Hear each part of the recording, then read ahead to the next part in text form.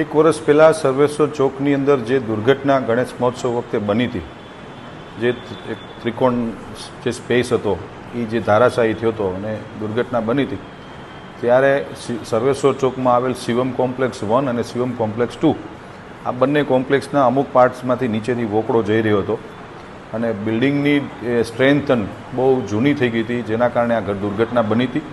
Corporation દ્વારા અનેક વખત આ બંને બિલ્ડિંગોને સીલ કરવામાં આવ્યા હતા.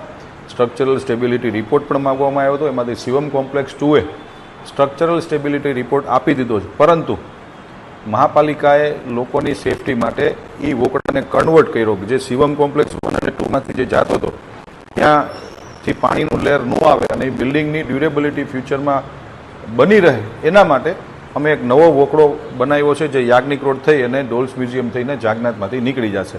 સર્વેશ્વર ચોકનો જે પાર્ટ છે ત્યાંથી આખો નવો બોક્સ કન્વર્ટ વોકળો બનાવ્યો છે.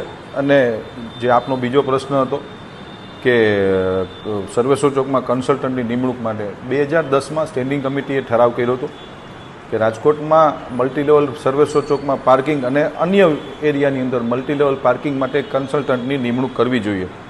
જે દરખાસ્ત 2024માં સ્ટેન્ડિંગ કમિટીના સમક્ષ આવી હતી, પરંતુ સ્ટેન્ડિંગ કમિટીના સભ્યો અને ભારતીય જનતા પાર્ટીના સૌ કોર્પોરેટર મિત્રો સાથે સંકલન કર્યા બાદ હાલ એવી કોઈ જરૂરિયાત લાગતી નથી, કારણ કે ઓલરેડી સર્વેશ્વર ચોકમાં અમે લોકો નવો વોકળો બનાવી રહ્યા છીએ, એની ઉપર પાર્કિંગ બનાવી રહ્યા છીએ. તો મલ્ટીલેવલ પાર્કિંગ માટે કન્સલ્ટન્ટની નિમણૂક કરવી થોડી અયોગ્ય લાગી, જેથી કરીને 48,50,000 રૂપિયાની જે દરખાસ્ત છે એ અમે લોકોએ નામંજૂર કરી છે.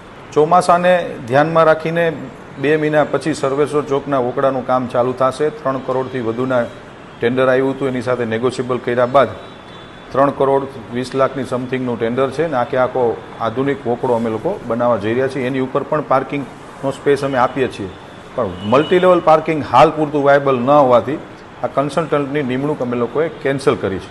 24 માસની અંદર આ વોકળો બની જશે.